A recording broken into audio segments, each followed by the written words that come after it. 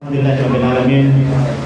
Wassalatu wassalamu ala rasulillahi wa ala alihi wa ashabihi ajma'in amma ba'd. Alhamdulillah. Sebelum saya lanjut, mungkin ada beberapa atau paling tidak ada penekanan yang ingin saya tekankan dalam pertemuan kali ini sebelum nanti kita membahas pada bab selanjutnya, begitu ya. Yang pertama yang ingin saya tekankan tentang masalah cek dan recheck tadi ya. Ini saya rasa juga perlu saya lebih perluas sedikit. Tadi sudah saya bilang cek dan recheck ini kalau antum baca dalam surat Al-Hujurat ya, yang terkenal ya. Idza ja'akum fasiqun fatabayyanu ya. Fatabayyanu. Jika datang orang fasik binaba'in fatabayyanu. Jika datang orang fasik kepadamu dengan satu berita. Naba ini beda sama khobar. Ya, sekali lagi naba ini lain sama khobar. Kenapa nggak disebut khobar? Kenapa disebut naba? Ya, ini menunjukkan bahwasanya kalau masuk dalam kategori naba memang harus dicari tabayunnya dan harus ditasabur karena ini masalah besar. Naba itu berita besar yang dibawa oleh para nabi ya.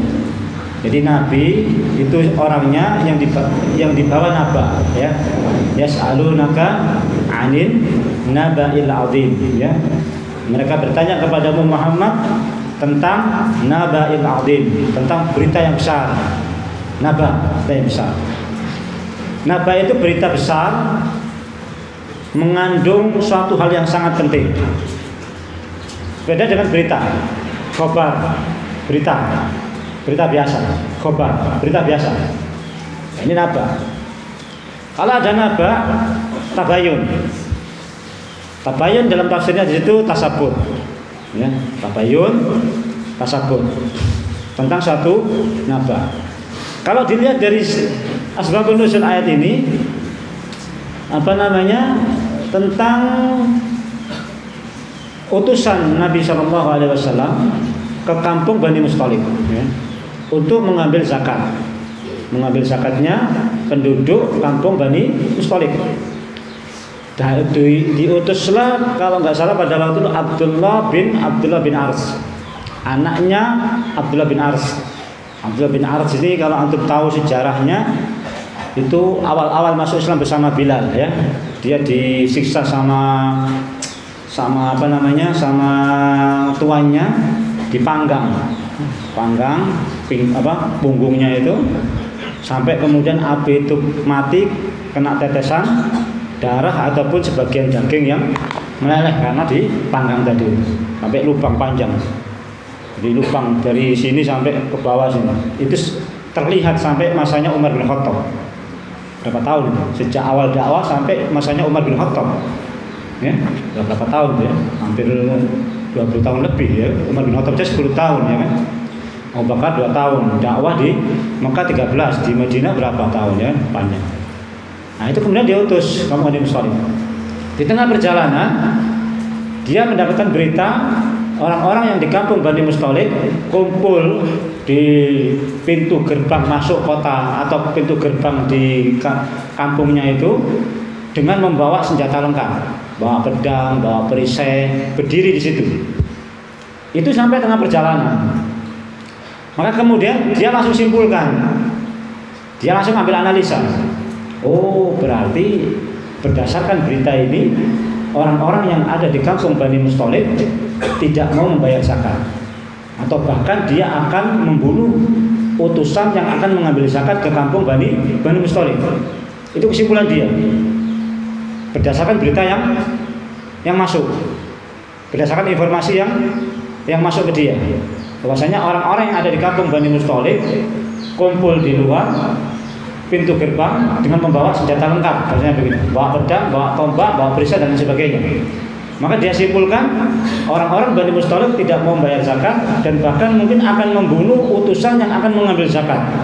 Maka dia balik. Dia balik lapor kepada Nabi Shallallahu Alaihi Wasallam. Ya Rasulullah, orang-orang yang ada di kampung Bani Musthalib tidak mau membayar zakat dan berusaha membunuh penarik zakatnya. Itu kesimpulan dia. Analisa dia begitu. Nabi Shallallahu Alaihi Wasallam sebagai seorang nabi, sebagai seorang pemimpin, tadi saya bilang tidak secara serta merta langsung kemudian menerima berita tersebut. Karena ini apa? Berita besar. Karena ini berita besar. Kenapa berita besar? Berkaitan dengan nyawa kaum muslimin. Berita besar. Karena ini berkaitan dengan nyawa kaum muslimin. Satu saja itu berita besar. Kalau berkaitan dengan nyawanya umat Islam, al-muslim al-muslim haram damuhu wa maluhu wa irduhu, ya kan? Muslim yang satu dengan muslim yang lain haram darahnya, haram kehormatannya. Ya kan? Tidak boleh tumpahkan. Itu masalah besar. Masalah kehormatan kaum muslim itu masalah besar. Masalah darah kaum muslim itu masalah besar. Ya.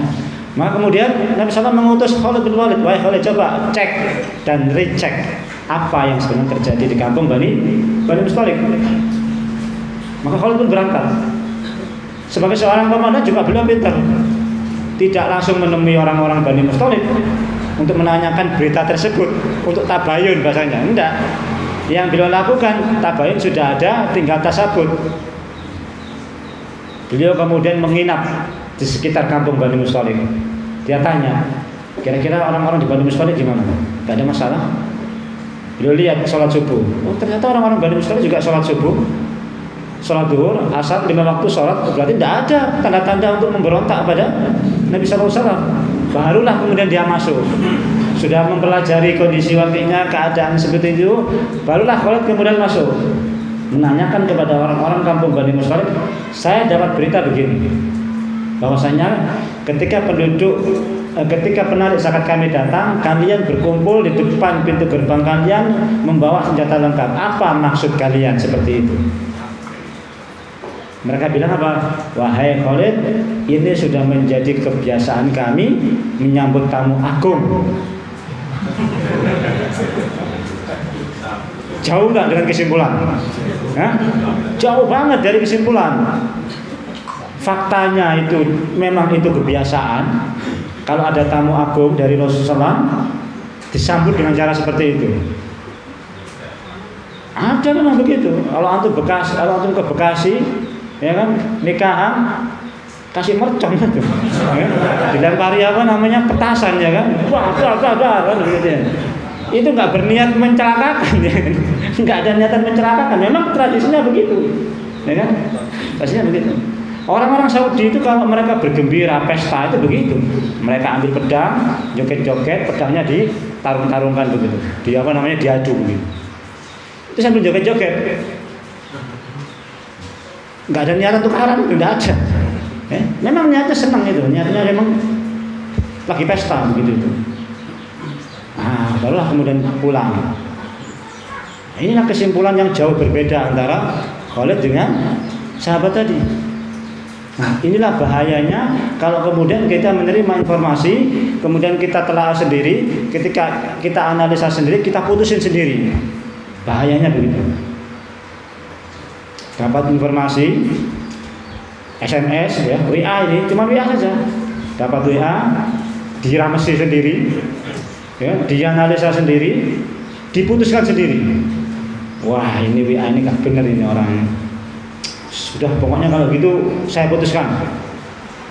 Belum apa-apa, baru lihat, baru baca WA-nya saja. Sudah dianalisa, sudah diambil keputusan. Nah, ini clear. Kalau ada SMS, cari siapa yang ngirim, ya kan? Tanya apa maksudnya dari berita tersebut. Itu kalau naba perlu dicari.